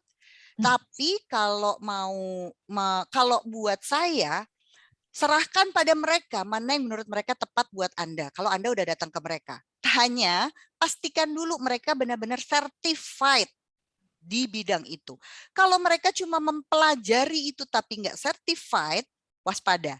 Karena banyak juga di antara kami yang demikian. Kenapa? Karena memang mungkin tempat yang bersangkutan nggak ngeluarin sertifikasi, tapi yang bersangkutan belajar sehingga mereka memiliki kemampuan untuk melakukan itu. Tapi kalau sampai mau tuntas tas-tas yang aman, menurut saya harus yang punya sertifikasi. Begitu. Dan psikolog-psikolog sekarang juga sudah sangat aware dengan hal tersebut kok Mbak Hana. Jadi dia juga nggak berani untuk melakukan sesuatu yang dia nggak yakin bisa tanggung jawab. Soalnya kita bisa kena undang-undang pasal-pasal malpraktek. Ada hukumnya Begitu. ya Bu Ika. Jadi Ada memang hukum nggak yang melindungi. main-main. Betul. Untuk menjadi psikolog itu benar-benar seperti dokter gitu ya. Nggak boleh Betul. Ada sumpahnya saya juga. dokter gitu ya, terus pasien gitu. Betul. Itu Iya, Mbak Hana udah terima kasih. Berarti kayaknya dia udah puas sama jawaban saya, Ya. Bu Farah. Ya. Mari Bu. Jadi kalau curhat profesional dengan Bu Ika ya, tapi lihat gelar saya nggak ada psikolognya. Tapi saya orang psikologi gitu, jadi saya punya latar belakang psikologi, cuman tadi saya nggak boleh memberikan konsultasi profesional. Gitu ya. Betul. Oke, kita lanjut ke pertanyaan 2023 ini ya, Iya, Bu. oke, siap. Naik loh dari 400 loh, terus? Ya loh, ini udah langsung nih. Jadi Kak, mana yang lebih dulu, konsultasi dengan psikolog klinis atau dengan psikiater? Kalau buat saya idealnya sebetulnya dengan siapapun yang ada dekat dengan Anda. Itu ya nomor satu. Kenapa? Karena kalau adanya di kota itu psikiater ya nggak apa-apa psikiater dulu. Tapi kalau memang ada psikolog nggak ada salahnya ke psikolog. Kenapa? Ada beberapa gangguan yang gejalanya mirip Bu Farah. Seringkali kemudian kan sekarang musim nih ya, gejala kan bisa dilihat dari handphone. Lalu banyak sekali orang yang melakukan self-diagnose. Atau temennya mendiagnosa temennya gitu. Itu ya, itu banyak juga. Oh, depresi lo. Atau dasar bipolar lo pasti. Sekarang marah, besok nangis. Kayak gitu ya. Nah, hal-hal seperti itu berbahaya. Kenapa? Karena ya tadi saya bilang, untuk menegakkan diagnosa itu pakai sekolahan. Serius. Itu bukan baca begitu aja gitu, enggak. Setiap kalimat yang tertulis itu ada arti dan ada cara membacanya. Jadi misalnya ada tulisannya mengalami sering menangis gitu ya. Terus udah gitu selalu merasa diri disalahkan oleh orang lain. Nah, ini kan ada kata sering, ada kata selalu. Batasannya kapan? Itu hanya psikolog atau psikiater yang punya patokan. Maka itu sangat berbahaya kalau melakukan self-diagnose. Nah, seringkali kita membaca lalu self-diagnose deh. Saya soalnya sering dapat Bu Farah, 1-2 tahun terakhir ini, saya sering dapat nih dari suster atau siapa gitu yang admin-admin kami bilang, Bu Ika, nih katanya dia nanya, katanya dia bipolar, bisa nggak CBT sama Bu Ika? Bu Ika bisa CBT nggak? Pertanyaannya dan semuanya udah dia yang menentukan. Saya bilang, yang psikolog dia apa aku ya? Dan saya selalu bertanya, tunggu dulu, siapa yang menegakkan diagnosa bipolarnya? Ya, karena kalau yang negakin diagnosa bipolar bukan psikiater, kan kalau dia datang ke saya asumsikan dia udahnya ke psikiater. Saya nggak percaya. Kenapa? Jangan-jangan dia cuman sekarang pagi-pagi mau berangkat sekolah sedih, gitu ya. Begitu sampai sekolah dia ketemu teman-temannya happy. Pas mau pulang dapat nilai ulangan jelek. Pulang ke rumah nangis-nangis gitu. Lalu dia merasa bipolar nih, aku bipolar. Bayangin dari yang tadi nggak apa-apa tiba-tiba sekarang apa-apa. Ini katanya nih kalau ada emosi suasana hati berubah bla bla bla, itu loh bahayanya. Nah, sementara kalau orang baru mengalami gangguan suasana hati atau dia baru merasa pokoknya levelnya sebenarnya baru stres gitu. Lalu kemudian dia pergi ke psikiater.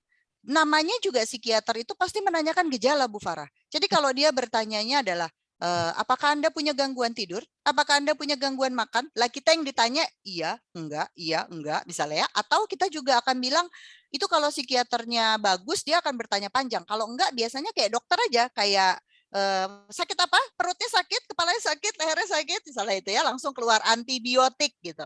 Nah, sama ada beberapa psikiater juga yang karena mereka latar belakangnya adalah dokter, maka cara mereka bertanya lebih pada gejala-gejala yang Anda Anda Langsung alami, gitu ya. betul. Padahal gejala tersebut boleh jadi ada penyebab yang ada di belakangnya, tapi kan nggak ditanya. Misalnya gini, Bu Ika, ada nih ya, Bu Ika saya nih tiap hari rasanya, aduh, nggak tahu deh, saya tuh udah nggak bisa konsentrasi, rasanya sedih terus. Nggak bisa makan, nggak enak tidur, nggak enak ini, nggak enak itu. Oh, pokoknya udah panjang. Saya rasa saya depresi deh, Bu. Terus dia bilang juga bahwa, dan benar pada saat cerita dia nangis, dan kusut, bajunya berantakan, segala macam. Lalu pertanyaan saya adalah, apa yang terjadi pada Anda dalam 2 minggu terakhir, atau 1 bulan terakhir barangkali, atau mungkin 6 bulan terakhir? Dan percaya nggak taunya dia baru putus pacaran. Ya terang aja dia tuh sebenarnya patah hati bukan depresi gitu. Jadi Nah, sedih karena situasi tertentu gitu ya, dan itu hal betul. yang wajar. Hal yang wajar, tapi kan mereka nggak tahu Bu Farah. Mereka juga nggak sadar karena apa? Merasa kan udah saya terima kenyataan putusnya. Orang saya kok yang mutusin gitu. Tapi mereka nggak sadar bahwa itu semua ada pengaruhnya. Nah, kalau Anda langsung ke psikiater, resikonya adalah Anda keburu minum obat.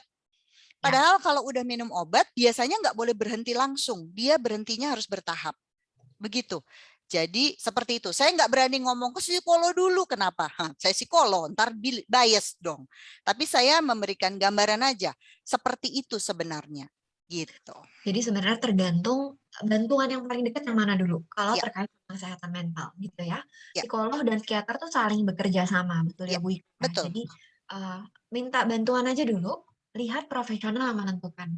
Ya. Perlu minum obat langsung atau sebenarnya bisa konsultasi psikologi dulu gitu ya dengan Ya. psikolog. Jangan self diagnose tadi pesannya ya.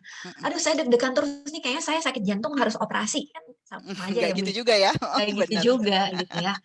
Oke, ini pertanyaan udah ada 10.000 nih Bu sekarang ya. Yang berikutnya dari Ozat, Ozi mungkin panggilan. Terapi psikologi apa yang biasanya diberikan kepada pasien skizo? Tergantung apa yang dikeluhkan. Apakah yang menjadi masalah pada saat itu yang akan diberikan.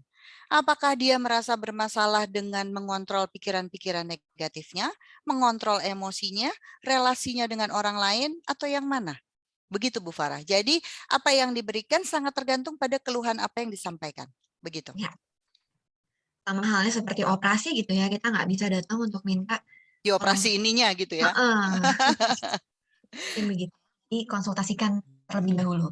Oke, yang berikutnya Anonymous, apakah ada terapi psikologi untuk keluarga dari pasien skizo? Dan kapan keluarga pasien skizo ini membutuhkan terapi psikologi? Kalau saran saya Hmm. secepatnya. Kalau bahasa Jawanya as soon as possible. Bukan ya, itu bukan bahasa Jawa ya. Ora apa-apa, Bu. Ora apa-apa. Jadi karena apa? Karena ketika keluarga kita itu terdiagnosa, tentu itu sudah melalui perjalanan panjang sampai titik terjadinya diagnosa tersebut. Dan tentu saja sudah banyak yang kita lalui dan kita alami bersama mereka. Dari nggak pasti ke jadi tegak diagnosa. Setelah tegak diagnosa juga masih ada kelanjutannya. Jadi sangat mungkin sekali banyak hal-hal yang nggak bisa dijelaskan, yang harus dikeluarkan, yang harus dicarikan cara untuk bisa melonggarkan pikirannya. Justru menurut saya, keluargalah yang sangat membutuhkan psikolog. Karena kalau terdiagnosa sendiri, barangkali utamanya membutuhkan stabilisasi kimianya dulu. Ya, which is dengan psikiater. Tetapi kemudian kalau dia sudah stabil, lalu dia harus menyesuaikan diri dengan lingkungan, baru kemudian butuh kita. Tapi anggota keluarga ini kan terus-terusan ada. Nah, sangat penting bagi mereka untuk segera bertemu. Kalau ditanya tapi terapinya apa, terapinya akan tergantung dari apa yang sudah kacau terjadi di dalam hidup mereka. Kebayang ya, kalau harus mendampingi orang yang nggak stabil, pasti kita pun jadi keikut nggak stabil. Nggak usah jauh-jauh. Gangguan stres pada satu orang dalam keluarga mempengaruhi anggota keluarga lain. Apalagi kalau kemudian terdiagnosa sesuatu, di mana itu sering sekali pasti terjadi ketidakpastian. Nah, itu tuh berbahaya memang. Dan padahalnya kalau keluarga ini masih punya tanggung jawab pribadi atas kehidupan pribadinya mereka kan, di mana kehidupan pribadi mereka masih harus berjalan, di mana fungsi-fungsi mereka masih harus berjalan. Oleh karena itu, penting bagi mereka untuk cek recheck. Misalnya nih, banyak orang yang nggak sadar Bu Farah, ketika mereka sebetulnya mengalami gangguan stres. Gangguan stres itu kalau dilihat kayaknya simple, tapi distress, karena ada dua stres ya, ada eustress yang memang perlu, ada distress. Distress ini berbahaya Bu. Dalam skala tertentu distress bisa membunuh kita. Dalam artian apa? Menurunkan keinginan kita untuk hidup. Karena mentok-mentok terus, selalu ada masalah segala macam, tentu lelah. Jadi harus segera dicarikan jalan atau cara untuk mendapatkan kejelasan. Mulai dari mana nih ngurusinnya? Ini benang udah belundet nih, udah kusut. Mesti gimana ngelurusinnya? Gitu ya, dari mana nih saya mengurai? Seperti itu saja sudah merupakan suatu terapi dalam tanda petik atau tergolong psikoterapi. Kenapa? Karena kan untuk bisa ngelurusin si benang kusut, atau untuk meluruskan emosi yang udah terlanjur sering begini-begini, yang pertama harus dilakukan adalah memperlebar dulu jendela toleransi yang ada pada diri setiap orang. Supaya kita tidak mudah merasa emosi karena sesuatu. Atau mengafirmasi saja bahwa kita lelah menjalani ini. Capek juga ya. Nggak apa-apa mengaku capek, yang penting adalah kayak kita lari. Habis capek, kalau memang kilometernya belum selesai ya, lombanya 20 kilo, baru 10 kilo udah capek, istirahat dulu boleh juga, memperlambat jalan boleh, mengaku aduh ternyata 20 kilo ini kejauhan ya, ternyata half marathon itu berat, itu tuh boleh-boleh aja. Yang penting yang menjadi nilai adalah ketika Anda berhasil nggak sampai di garis finish. Begitu. Jadi dari capek itu untuk istirahat, melakukan afirmasi aja Bu Farah, itu kadang-kadang butuh bantuan dari orang lain. Kenapa?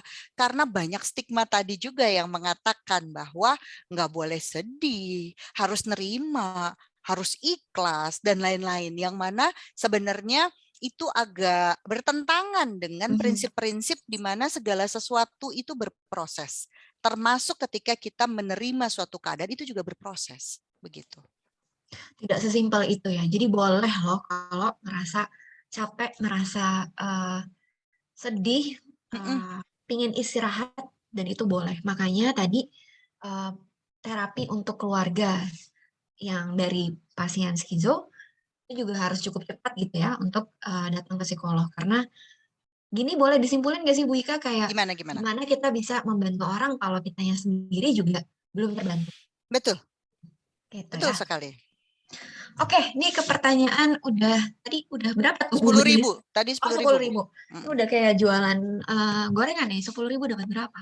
Yang berikutnya, kalau misalkan saya mau konseling psikolog, tapi bingung pertama kali itu harus ngapain dan nggak tahu juga tujuannya, kira-kira gimana ya?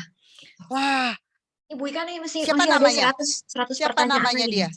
Nikodemus. Oke, Niko, percaya nggak? Semua yang sebagian besar klien aku kalau duduk depan aku juga ngomong gitu. Saya bingung ini mau ngapain, mulai dari mana dan lain-lain. Tenang aja, itu tugas psikolognya buat mancing. Begitu kisahnya. Gitu aja, jawabannya singkat, jelas, tepat. Tugas psikolognya. Kenapa? Ketika Anda datang, dia sudah harus paham bahwa Anda mengalami sesuatu yang Anda bingungin. Kalau nggak bingung, nggak bakalan kan perlu ke psikolog, selesain aja sendiri masalahnya. So, itu adalah tugas psikolog untuk membantu, membimbing dari mana Anda harus memulai. Gitu. Sip. Ini kita masih ada 7 lagi nih Bu Ika pertanyaannya. Jadi aku coba tanyain semua gitu ya, biar adil. Nah, ini dari Hana lagi. Kak, jelaskan tentang self love yang bisa kita terapkan dan emotional self care yang hubungannya dengan mindfulness dalam kehidupan kita sehari-hari. Oke, seru nih mindfulness. Self love yang bisa kita terapkan. Jadi pada dasarnya gini, mindfulness adalah suatu kondisi di mana Hana betul-betul berada di situasi sekarang dan saat ini. Here kita and now. here and now. Kita sering banget nggak sadar itu berada di situasi masa lalu atau masa depan. Kayak misalnya Hana tiba-tiba mikirin dulu waktu SD atau aduh nanti besok kalau kejadian ini gimana ya, itu namanya udah nggak here and now. Nah, mindfulness itu memaksakan kita untuk berada di situasi itu. Gitu ya, membuat kita sadar bahwa kita harus ada di situasi itu. Kenapa? Kalau kita nggak pernah ada di here and now, kita nggak akan pernah bisa betul-betul memperhatikan apa aja yang ada di sekitar kita. Kita nggak sadar bahwa kita sebenarnya punya teman-teman, punya keluarga, punya semuanya yang udah support banget. Boleh jadi kita nggak sadar, karena kita terlalu fokus sama yang jauh-jauh. Ya kan, kayak pepatah gajah di pelupuk mata itu loh Bu. Salah ya, semut di seberang lautan, nggak tahu lah yang mana. Pokoknya begitu. Ada Jadi gajah, ada semut ya Bu iya, ya. pokoknya seperti itu. Seringkali gitu. Makanya gunanya adalah untuk memahami here and now-nya, mindfulness-nya itu untuk memahami bahwa banyak yang perlu disyukuri di sekitar kita. Termasuk di dalamnya adalah bahwa diri kita ini sudah dicintai dan layak untuk mendapatkan cinta dari orang sekitar kita. Gitu gampangnya seperti itu. Mungkin singkat jelas sudah menjawab belum ya? Mudah-mudahan udah ya. Oke, Gitu. kita lanjut ya Bu Ika, nih balik lagi ke terkait dengan skizofrenia gitu ya. Hipnoterapi dan NLP apakah termasuk dalam psikoterapi? Dan apakah keduanya bisa diberikan kepada pasien skizo?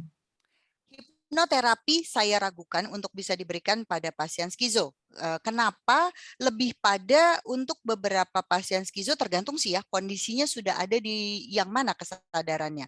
Kadang-kadang kan masih sulit untuk membedakan reality dengan tidak, atau mungkin masih ada masalah-masalah lain. Hipno ini saya bukan praktisi, saya nggak berani nerangin panjang lebar Bu Farah. Yang saya tahu hanya, jadi kalau ditanya apakah tepat atau enggak, karena saya bukan praktisi dua-duanya, saya nggak berani bilang. Tetapi yang saya bisa terangkan begini, NLP atau Neuro Language mungkin program gitu ya, dia itu mau membuat seseorang aware dengan bahwa bahasa itu bisa mempengaruhi berpikir. Jadi silakan, apakah itu Anda rasa bisa membantu atau tidak. Kemudian kalau hipnoterapi itu terapisnya akan membantu seseorang untuk mengatasi masalahnya, akan tetapi dengan cara mengaktifasi alam bawah sadar. Ya, di mana alam bawah sadar, alam ini tuh susah juga ya kalau orang yang nggak betul-betul aware atau groundingnya bagus, dan hanya mereka yang akan masuk ke sana. Mereka yang masuk ke alam bawah sadar kita. Jadi kalau suatu hari kita punya masalah, harus mereka lagi yang masuk ke situ untuk memperbaiki alam bawah sadar kita. Padahal kita juga butuh andil ya untuk berperan di situ. Tentu saja Bu, karena apa? Ibaratnya kalau kita punya lemari yang berantakan, suatu hari kita suruh orang lain benerin lemari kita, beresinnya. Habis itu udah beres. Tetapi kalau kita nggak tahu bagaimana cara dia beresin, otomatis kita nggak tahu gimana caranya biar besok nggak berantakan lagi, kan gitu.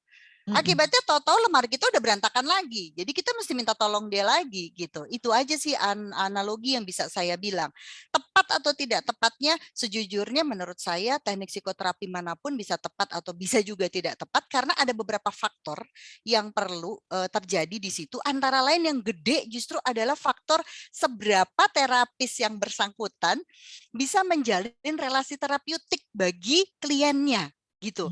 Jadi tekniknya sendiri memainkan peranan nggak gede-gede amat. Tapi kalau terapisnya peranannya bagus, maka hasilnya bisa melampaui hasil penelitian dari efektivitas terapi tersebut. Gitu Bu Farah. Mudah-mudahan itu bisa menjawab ya. Luar biasa. Jadi juga tergantung dari siapa nih yang memberikan terapinya gitu betul, ya. Betul. Juga. Oke, masih terkait dengan skizo. Nah, ini untuk hati plong nih. Di hati plong bisa nggak konseling untuk keluarga mengidap skizo? Dan apa yang bisa kita dapat selain konseling? Waduh, kalau apa yang bisa didapat selain konseling, aku bingung juga Bu Farah. Apa dapat MAK? Nggak mungkin ya, nggak mungkin dapat MUK ya. Jadi kalau tapi bisa ya Bu Ika ya, kita jawab dulu bahwa jadi bisa gini, sekali. Sebenarnya yang bisa dilakukan adalah memang adalah konsultasi. Di kami konsultasi pasti bisa. Tapi kalau Anda sebut keluarga, saya asumsikan apa mau rame-rame ya maksudnya gitu ya. Kalau disebutnya begitu, kalau mau beramai-ramai, maka maka Hatiplong hanya menyediakan satu akun atau satu video. Jadi Anda harus ada di satu tempat bersama-sama semua anggota keluarga, lalu bersama-sama melakukan konsultasi dengan psikolog yang bersangkutan di situ. Itu bisa dilakukan. Tetapi sebenarnya kami melakukan konsultasi idealnya itu yang sudah kami dapatkan, karena kan sebenarnya Hatiplong ini kerjasama dengan psikolog-psikolog di Belanda juga ya Bu. Dan kalau dari sana sih dilakukannya adalah orang per orang. Jadi barangkali bisa semua anggota keluarga punya akun gitu ya. Lalu semua anggota keluarga bisa ketemu dengan psikolog di masing-masing waktunya. Kenapa? Karena saya duga setiap dari Anda juga terpengaruh dengan cara yang berbeda dengan diagnosa di antara anggota keluarga kita tersebut. Gitu. Kira-kira gitu Bu Farah. Ya. Jadi jawabannya bisa, tapi ya seperti itu ya kondisinya. Berbeda ya kalau kita konsultasi secara beramai dengan satu gitu ya, sama aja dengan fokusnya kemana gitu. Dan kadang-kadang cerita yang kita ceritakan saat bersama dan saat sendiri bisa berbeda gitu ya, Bisa Bu. berbeda, betul. Oke, masih lanjut lagi dengan skizo. Saya pasien skizo sejak tahun 2017. Didiagnosanya 2017, 2017. oke. Konsultasi dengan psikiater dan minum obat rutin. Tapi saya masih mengalami halusinasi dan waham. Oke. Apakah ada terapi psikologi untuk mengatasi halusinasi dan waham yang masih ada pada diri saya, padahal saya sudah rutin minum obat? Oke, karena itu terciptanya ada di otak, jadi saya rasa justru sebetulnya psikiaternya yang perlu diminta untuk mungkin entah menambah dosis atau mengganti obat yang lebih sesuai. Karena kalau di kami, sepengetahuan saya, karena halusinasi itu kan tidak terjadi pada setiap orang. Berarti itu terjadinya karena ada cairan kimia yang tadi nggak seimbang. Begitu.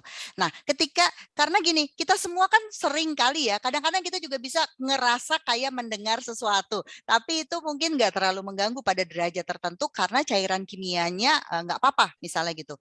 Begitu ada cairan yang kurang, maka itu terasa sangat intrusif atau mengganggu sekali. Nah, sampai mengganggu reality. Harusnya barangkali Anda bisa konsultasi second opinion barangkali. Kenapa? Karena saya duga berarti obat yang Anda konsumsi belum berhasil membuat keseimbangan cairan otak ini.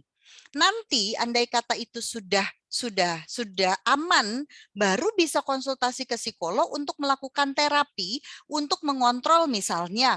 Ini nih ya, kadang-kadang dia masih muncul-muncul nih. Tapi gimana ya cara saya bedain?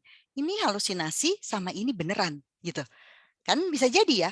Nah, itu bisa dikatakan gitu. Tapi kalau sampai masih munculnya masih mengganggu, derajat mengganggunya itu dulu yang harus diturunkan gitu.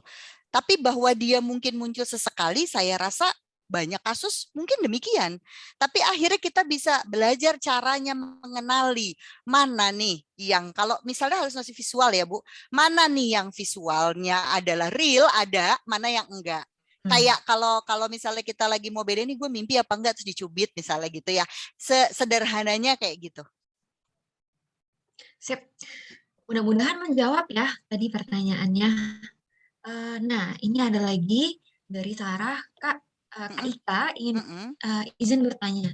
Saya didiagnosa skizo oleh psikiater saya dan memiliki stres yang tinggi dan kecenderungan bunuh diri yang tinggi. Tapi ayah saya hanya menganggap saya hanya mencari alasan dan saya harus menjadi tulang punggung untuk adik saya. Bagaimana saya bertahan hidup dengan keadaan seperti ini? Oke, obat sudah dikonsumsi sehingga harusnya obat ini sangat membantu. Tetapi kayaknya berarti juga perlu konsultasi dengan psikolog. Kenapa? Karena ini ada kasus sosial ya. Sosial itu antara relasi Anda dengan ayah gitu ya. Sehingga barangkali bisa berdiskusi untuk mencari cara memberi pemahaman pada si ayah dengan cara yang mungkin lebih masuk akal. Ya, atau mungkin kalau pada derajat tertentu kadang-kadang ada kalanya Bu Farah kami sebagai psikolog turun langsung bicara dengan anggota keluarga untuk menerangkan kondisinya karena bagaimanapun kami yang paham dengan teorinya gitu. Jadi bisa terjadi juga atau bisa juga dibantu sampai tahap itu. Nah, barangkali itu yang harus dilakukan karena memang berat untuk berjalan sendirian. Harus ada support system buat Anda. Begitu.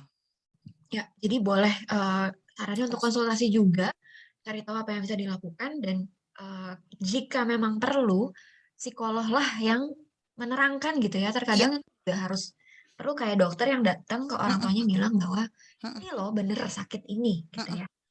Oke teman-teman, sebelum lanjut nih, saya hanya mau mengingatkan bahwa jangan lupa isi absen yang ada di kolom chat ya teman-teman ya. Ada absensi, silahkan diklik linknya dan masukkan data-data kalian di sana. Lanjut ya, Bu Ika. Mm-mm. Masih tentang skizo nih, kayaknya terakhir, apakah CBT bisa diberikan kepada pasien skizo? Tadi sepertinya mirip dengan terapi apa yang cocok gitu ya, Mm-mm. Bisa kalau berdampingan dengan penggunaan obat. gitu ya. Mm-mm. Tapi sekali lagi, ini perlu juga saran dari profesional gitu ya. Jangan kita yang menentukan begitu ya Bu Ika ya. Betul, betul. Tahu terapi apa yang terbaik. Oh iya, ada beberapa hal di mana psikoterapi barangkali tidak bisa sampai gejalanya, bukan gejalanya hilang gitu, tetapi ketika Anda tidak mengalami gangguan lagi dan Anda bisa berfungsi dengan baik sebagai apapun, misalnya mahasiswa ya bisa belajar, misalnya ibu rumah tangga bisa jadi ibu rumah tangga yang baik, misalnya bapak rumah tangga bisa jadi bapak rumah tangga yang baik, dan lain-lain. Tapi poinnya biasanya ke arah sana gitu, Bu Farah. Oke. Mungkin teman-teman mohon maaf sekali karena ini juga waktunya tidak panjang lagi gitu ya. Ini sebenarnya masih ada Oh, 4 Bu pertanyaan Farah, nih, Bu saya Ika. coba jawab cepat ya. Ini ada Oke, yang bertanya, kalau masih struggle mental illness tapi ingin jadi psikolog. Saran saya, segera aja lakukan konsultasi dengan psikolog supaya Anda segera stabil. Kenapa? Karena menurut saya penting, Mbak. Nggak ada kok dari kita yang nggak mengalami gangguan ya. Pasti ada derajat tertentu. Jadi silakan, tidak tertutup kalau Anda mau langsung konsultasi dari sekarang. Kemudian bagaimana cara menghadapi rasa takut saat mau konseling? Takutnya ini apa? Apakah Anda takut dinilai? Apakah Anda takut apa gitu ya? Barangkali diperjelas dulu apa yang ditakutkannya tuh apaan gitu, supaya Anda bisa mendapatkan jawaban apakah rasa takut itu masuk akal atau tidak. Demikian. Gampangnya seperti itu. Jadi kalau misalnya takutnya sama figur psikolognya, ya carilah psikolog yang wajahnya manis-manis, baik hati gitu ya. Atau kalau takut dengan stigma, ya berarti carilah tempat di mana Anda nggak perlu ketemu dengan siapa-siapa, kayak di Hati Plong. Kalau Anda takut dengan biaya, ya berarti cobalah untuk melihat seberapa kemampuan yang kita miliki dengan mencari, karena sekarang banyak banget kok layanan, bahkan banyak juga yang tidak berbayar gitu ya. Kemudian kalau pernah konseling ke psikiater dapat obat namun merasa kurang puas dengan konselingnya, kok lebih fokus ke obat lah ya karena dia psikiater, makanya dia memang hanya ke obat. Kalau lebih ke kalau Anda nyari konselingnya, Anda harus perginya ke psikolog gitu. Gitu ya. ini juga stigma yang masih banyak ketuker ya, psikiater dengan Betul, betul. Oh iya, ini benar karena memang kalau minum obat ada faktor-faktor lain ya. Ada kontraindikasi biasanya dan itu memang perlu dibantu memang untuk mengenali dan mengatasi hal tersebut sebisa-bisanya gitu. Sebenarnya ini kembali lagi harus kerja sama psikiater sama psikolog. Jadi idealnya Anda harus ke psikiater untuk dapat obat yang tidak mengganggu sehari-hari Anda gitu. Terus kemudian ada pendapat kakak mengenai orang yang berpendapat dikit-dikit healing. Kamu terlalu manjain diri kamu. Jadi aku kadang merasa dramatis ketika aku sedang butuh istirahat. Pertanyaan saya gini, kira-kira kalau sampai Anda nggak istirahat, Anda merugikan orang lain apa enggak? Sebaliknya, kalau Anda healing, Anda merugikan orang lain atau enggak, gitu ya. Dan belajarlah untuk mempercayai penilaian dengan terhadap diri sendiri, belajar untuk mengenali kebutuhan diri sendiri. Orang lain itu bagaimanapun juga tidak ada di dalam otak kita, jadi nggak bisa benar-benar paham tentang apa yang terjadi di kita. So, jangan terlalu berpatokan pada dunia luar karena bahkan motivasi pun yang terbaik adalah motivasi intrinsik atau yang ada dalam diri. Maka saya rasa baik bagi kita semua untuk belajar betul-betul menilai siapa diri kita dan seperti apa kebutuhan kita. Kalau nggak yakin, Anda boleh konsultasi pada ahli, ya sama kayak tadi ke psikolog juga untuk mengetahui sebenarnya kebutuhan saya apa sih? Sebenarnya wajar nggak sih saya begini dan begitu? Setelah Anda ke ahli, Anda bisa ajak atau tenang untuk tidak terlalu mendengarkan orang lain. Karena nanti diajarin batasannya seperti apa yang disebut salah atau berlebihan. Gitu Bu Farah. luar biasa. Terima kasih Bu Ika. Ini kolom pertanyaan sudah semuanya terjawab. Semoga Alhamdulillah. semuanya jelas dan menjadi lebih plong ya gitu teman-teman. Amin. Nah, sebelum kita tutup, ini ada pesan lagi dari panitia bahwa mohon mengisi formulir absensi dulu karena kalau mengisi bisa dapat e-sertifikat nih Bu Ika ternyata. Wow. Sekali lagi isi ya formulir absensi. Dan sebelum kita tutup, Bu Ika terima kasih banyak, KPSI terima kasih banyak, teman-teman terima kasih banyak atas antusiasnya. Semoga apa yang kami sampaikan ini bisa bermanfaat untuk semua ya, Amin. nggak cuma untuk peserta tapi juga untuk keluarga teman-teman semua. Ya. Dan sebelum kita tutup, yuk kita abadikan momen kita ini sebelum berpuasa gitu ya dengan berfoto. Mungkin gimana panitia dari KPSI tata caranya untuk dibuka? Foto. Ya, langsung aja Mbak. Oke. Aba-aba dari kami. Oke ya, Mas Kiki udah mau dibuka atau Mas Anto? Harimaunya nih kayaknya udah siap untuk difoto gitu ya. Oke, dari saya ya, Mas Kiki. 1, 2. Iya. Oke. Ada lagi dari panitia yang perlu disampaikan untuk peserta?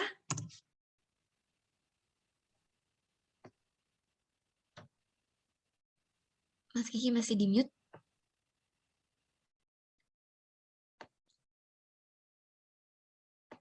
Aman ya? Sudah oke ya Mas ya? Sip, kalau tidak apa-apa, sekali lagi teman-teman, terima kasih banyak. Selamat menjalankan ibadah puasa bagi yang menjalankan. Maaf lahir batin dan salam sehat. Mungkin kita ketemu di seri webinar, seri psikologi di kesempatan selanjutnya. Terima kasih banyak Bu Ika dan KPSI. Selamat siang dan selamat beraktivitas. Bye-bye.